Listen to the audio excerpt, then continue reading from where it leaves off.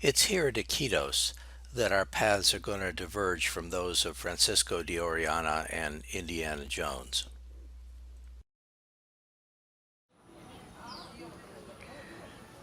Welcome to Iquitos. Iquitos is the world's largest city that you can't get to by road. Incidentally, that boat behind me, that was seized by the government as a drug running vehicle. Iquitos is the largest river port in Peru. It's, for all practical purposes, right on the Amazon. And because you can't get to Iquitos by road, that means that most supplies have to be either brought in by air or by boat. And that makes the river port very, very active. It also means that tourists that want to come in to see the Amazon River in Peru are very likely to fly into Iquitos. Iquitos River Port is probably one of the busiest ones I've ever seen. Here you see a certain amount of green bananas being offloaded, but there's also a fairly large variety of products that are brought into this port. These happen to be logs that are coming out of the rainforest. There's quite a bit of lumber business that goes on here. It's of course somewhat controlled, although how much of it is controlled is a little bit difficult to actually say. Those logs are good size, and part of the Amazon River Basin has already been logged out once, and it's into its second growth.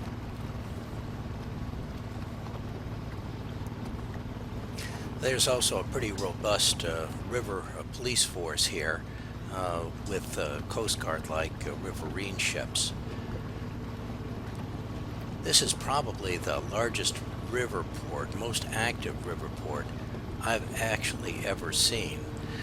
The city, the metropolitan area of the city, is about, something a little less than 500,000 people. This is downtown Iquitos. The three-wheelers that you see are generally referred to as tuk-tuks. You also find something very similar to that in Thailand. It's very popular, run by Honda motorcycles for the most part. The population of Iquitos has really been exploding in the last couple of decades.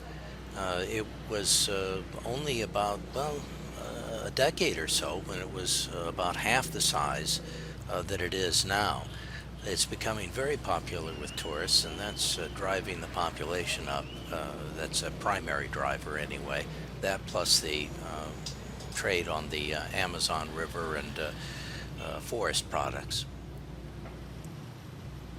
Now you'll recall that Indiana Jones went from Nazca to Iquitos, and then from Iquitos he went downstream in the same direction that Francisco de Orellana went. He went all the way down to a place called Ilha Aramaca, which happens to be on the Brazilian side of the border. Indiana Jones headed downriver towards Ilha Aramaca. That was his objective. It's just beyond the Peru border into Brazil. And this is where Peru and Colombia and Brazil all come together. The big city in this neighborhood is Leticia, Colombia. Remember that. We're coming back to Leticia.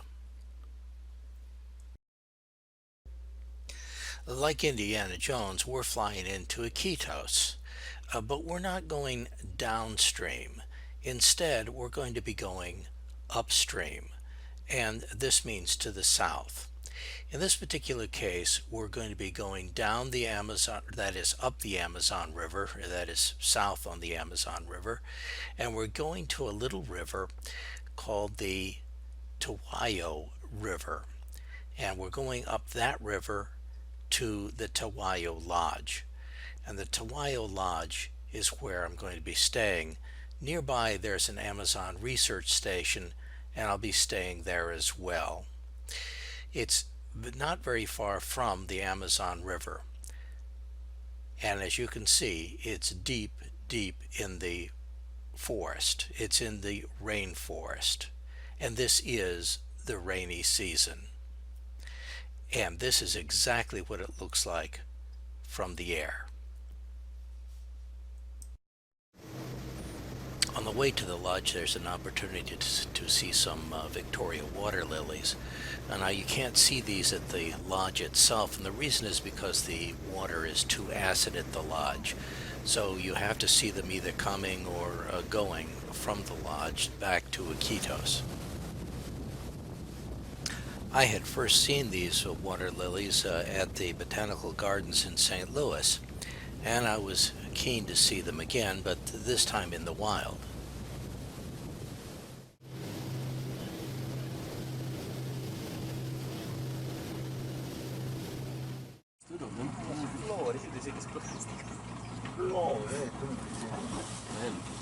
Oh wow. Got a white flower. Yeah. Aww. Just watch that blade.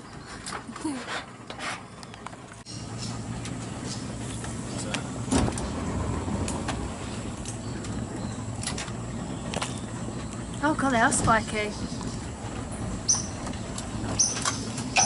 Fence, isn't it? Yep.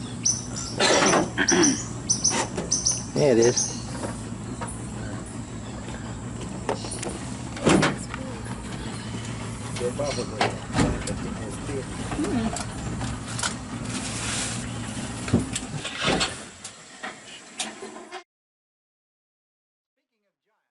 They're the famous Victoria Regia water lilies.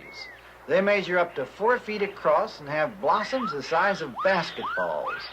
On the underside, they're protected with sharp thorns that keep fish from nibbling at them.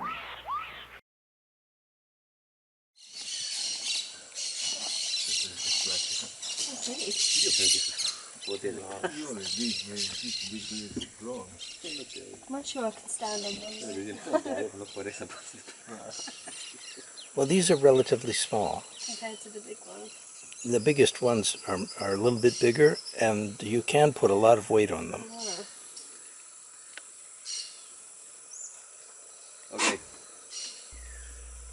In the late 1980s, I was living in St. Louis, and it's at the Missouri Botanical Gardens in St. Louis where I first saw these things, and they were really, really impressive. But it wasn't just the size of the Victoria lilies that was impressive. It was also a photograph that had been taken about 100 years ago. That photograph shows a young lady standing on a Victoria lily playing a violin. That sort of photograph was commonplace about 100 years ago.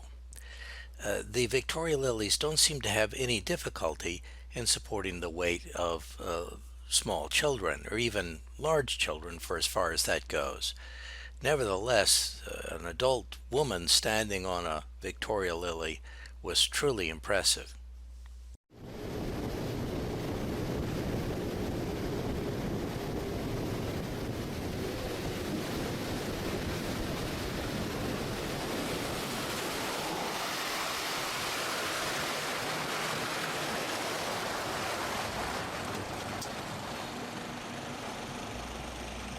And this is the Tahuayo Lodge. It's being rebuilt now to a substantial extent because the annual flooding has been worse than it has been in the past, and a number of the rooms were damaged. The wooden stilts supporting the buildings are being replaced with concrete, and the stilts are much taller than they were in the past, about 6 feet taller. The tour company had asked me to do them a favor. They asked me to carry some equipment down for a manatee tracker that is doing some research at the lodge. And so the next thing to do is to deliver that package.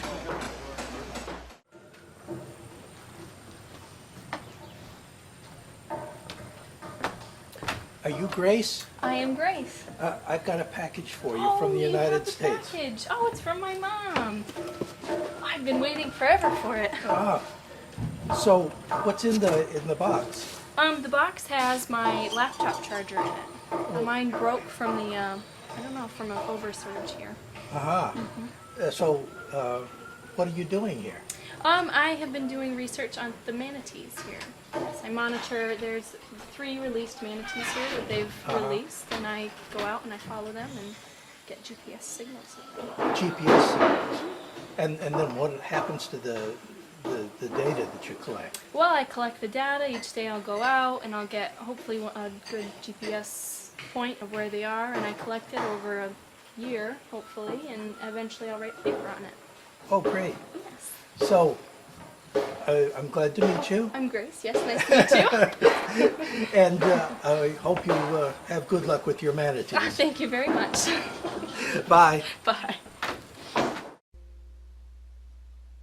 The organization that Grace is working for is called CREA, and it is headquarters in Iquitos, and it in turn is supported by the organization called the Dallas World Aquarium. And so, effectively speaking, she's working for that aquarium as well.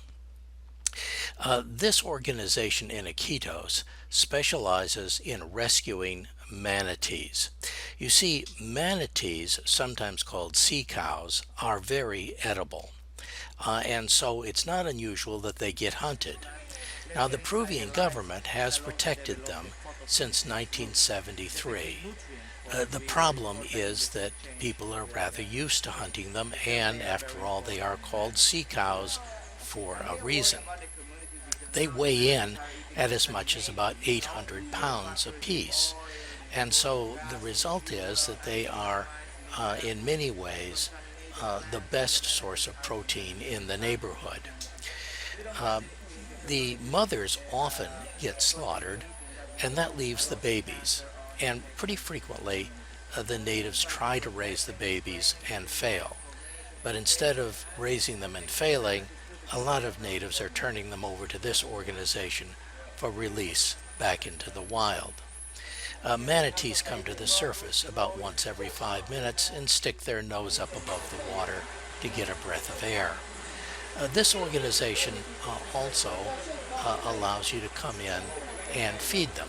The manatees, and these are baby manatees, eat lettuce after they're off milk, of course.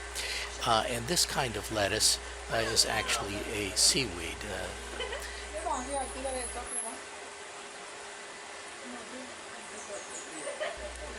These Amazon manatees are the world's smallest manatees. They're exclusively fresh water.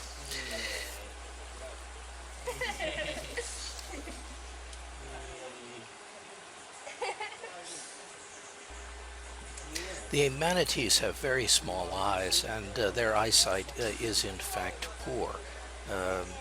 The result of all their slow movement and poor eyesight makes them a relatively easy prey for humans to catch. The other major aquatic mammal in the Amazon is the river dolphin. There's a couple of different kinds. There's a gray and a pink. The pink is sometimes called a bota, and it can reach up to about 400 pounds in weight, the males being a little bit heavier than the females. The dolphin's eyesight is considerably better than that of the manatee, but with the water as murky as it is, eyesight doesn't count for much. It's the sonar echolocation which helps the dolphin find its food.